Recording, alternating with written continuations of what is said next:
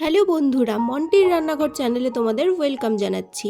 আজকে আমার রান্নাঘরে তৈরি হবে এগ 65। খুবই স্পাইসি একটি রেসিপি, আর মুখের রুচি ফেরানোর জন্যও কিন্তু এই রেসিপিটি খুবই উপকারী। আর এই রেসিপিটি কিন্তু তৈরি হয় খুব কম সময়ে আর কিন্তু খুব কম উপকরণে।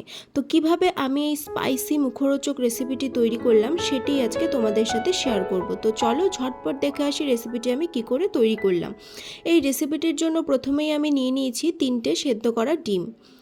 ডিমগুলোকে এবার মাঝ বরাবর এভাবে একটু কেটে নিতে হবে, আর ভেতরের যে হলুদ অংশটা সেটিকে কিন্তু বের করে নিতে হবে। তোমরা যে যেমন কোয়ান্টিটিতে বানাবে সে তেমন কিন্তু ডিমগুলো নেবে। আমি এখানে 3টে ডিম দিয়ে বানাবো, আর 3টে ডিমেও কিন্তু এখানে অনেকগুলোই হবে। প্রায় 4 জন লোক কিন্তু এটি খেয়ে নিতে পারবে। তো চলো আগে সবগুলো ডিমের এই হলুদ অংশগুলোকে বের করে নিই।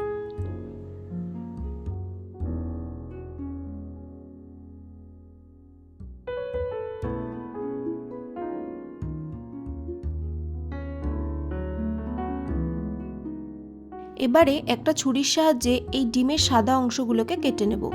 খুব মিহি কুচোনোর দরকার নেই, একটু বড় বড় রেখেই কিন্তু কুচোলে হবে, তবে এটিকে কিন্তু খুব ভালোভাবে চপড করতে হবে। দেখো আমি কিভাবে কুচিয়ে নিচ্ছি, খুব বড় বড় কিন্তু রাখছি না, আবার খুব মিহিও কিন্তু কোচাচ্ছি না। এই সবগুলো ডিমের সাদা অংশই কিন্তু এভাবে আমি কেটে নেব। এবারে এই কুচিয়ে নেওয়া ডিমের সাদা অংশগুলিকে একটি বাটির মধ্যে নিয়ে নেব। তার সাথে এই হলুদ অংশগুলোকেও নিয়ে নেব, আর এই হলুদ অংশগুলোকে কিন্তু আমি হালকা হাত দিয়ে ভেঙে দেব। খুব বেশি কিন্তু গুঁড়ো গুঁড়ো করতে হবে না, হালকা একটু প্রেস দিয়ে ভেঙে নিলেই হবে।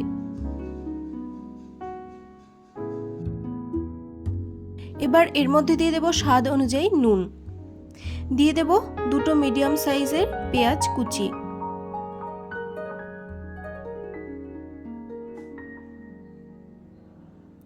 এবার দেব রসুন আর লঙ্কা কুচি। এখানে আমি 2 টিস্পুন মতো রসুন কুচি দিয়েছি, আর 1 টিস্পুন মতো কিন্তু লঙ্কা কুচি দিয়েছি। আর এই রেসিপিতে কিন্তু রসুনের পরিমাণটা একটু বেশি ইউজ করব আমি, কারণ এই রেসিপিতে রসুনের পরিমাণটা একটু বেশি লাগে। তো দিয়ে দিলাম রসুন কুচিটা।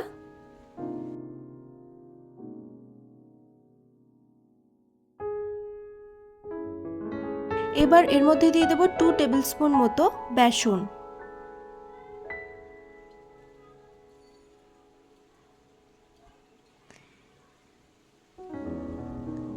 এবার এই সবগুলো উপকরণকে খুব ভালোভাবে হালকা হাতে কিন্তু মিশিয়ে নেব। খুব বেশি প্রেস করে মেশাবো না, হালকা হাতে কিন্তু মেশাতে হবে।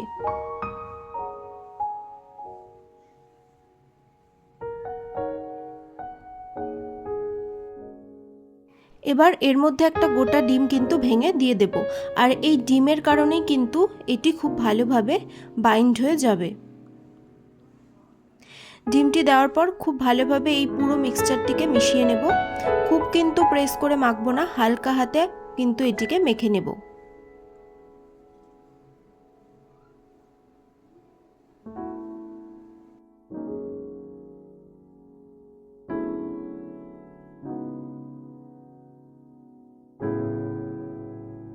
এবার কড়াইয়ে কিছুটা পরিমাণ সাদা তেল গরম করে এর মধ্যে এক এক করে সেই ডিমের অংশগুলোকে দিয়ে দেব পকোড়ার সাইজে। আর এই পকোড়াগুলোকে কিন্তু তোমরা ছাকা তেলেও ভাজতে পারো, আমি অত তেল ইউজ করিনি, আমি কিন্তু হালকা তেলের মধ্যে এই পকোড়াগুলোকে ভেজে নিয়েছি। খুব বেশি পকোড়া একসাথে দেবে না, যাতে তেলের মধ্যে সবগুলো পকোড়াই ভালোভাবে ভাজা হয় সেই হিসেবে কিন্তু পকোড়াগুলো ছাড়বে। আর এই সময় কিন্তু গ্যাসের ফ্লেমটিকে রাখতে হবে একদম লো টু মিডিয়ামে, না হলে কিন্তু এই পকোড়াগুলো পুড়ে যেতে পারে।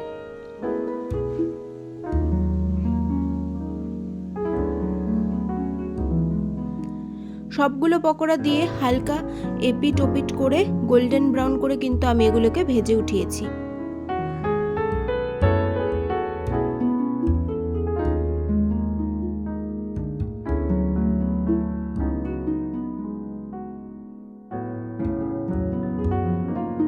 পকোড়াগুলো কিন্তু ভাজা হয়ে গেছে, এবার এটাকে তুলে নেব।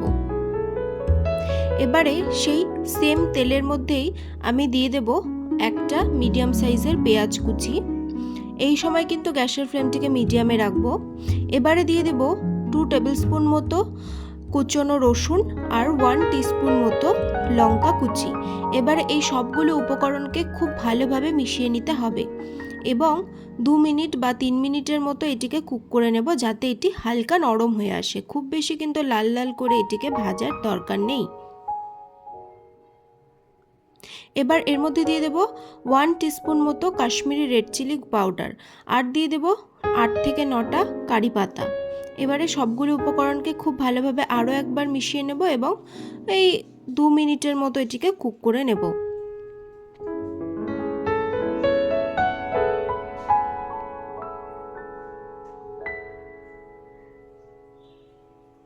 এবার এর মধ্যে সেই ভেজে রাখা পকোড়াগুলোকে দিয়ে দেব।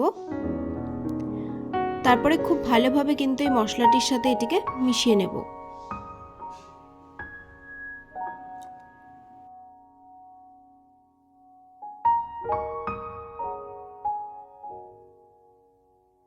এই রান্নাটি যেহেতু একটু স্পাইসি হয়, তার জন্য কিন্তু আমি এখানে ইউজ করব গোলমরিচের গুঁড়ো, যা আমি 2 টেবিলস্পুন মতো দিয়েছি। আর এই গোলমরিচের গুঁড়ো কিন্তু একটু বেশি পরিমাণে দিতে হবে, কারণ এই রান্নাটি যেহেতু স্পাইসি আমি করছি, তাই এই রান্নাটিতে কিন্তু বেশি পরিমাণে গোলমরিচের গুঁড়ো যাবে। আর সেভাবে যেহেতু এখানে লঙ্কা আমি ইউজ করিনি, তাই গোলমরিচের গুঁড়োটা বেশি করে দিয়েছি। আর দিয়ে দিয়েছি 1 টেবিলস্পুন মতো টমেটো কেচাপ। এই গোলমরিচের গুঁড়ো আর কেচাপের মিষ্টিতে কিন্তু এই স্বাদটিকে কিন্তু ব্যালেন্স করবে আর খেতেও খুব কিন্তু টেস্টি লাগবে। এবারে হাই ফ্লেমে 3 মিনিটের মতো এটিকে কুক করে নেব আর অনবরত কিন্তু এটিকে নেড়ে যেতে হবে।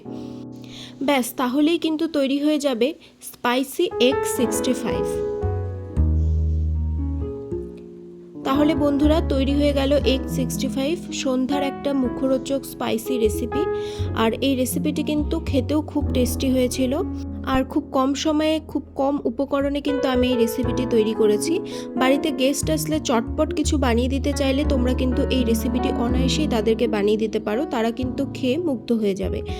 তো আমার এই রেসিপিটি যদি তোমাদের ভালো লাগে, অবশ্যই আমার ভিডিওটিকে লাইক করবে, শেয়ার করবে এবং চ্যানেলটিকে সাবস্ক্রাইব করে পাশে থাকবে। আরও নতুন ভিডিও পাওয়ার জন্য অবশ্যই বেল আইকনটিকে প্রেস করে রাখবে। Thank you.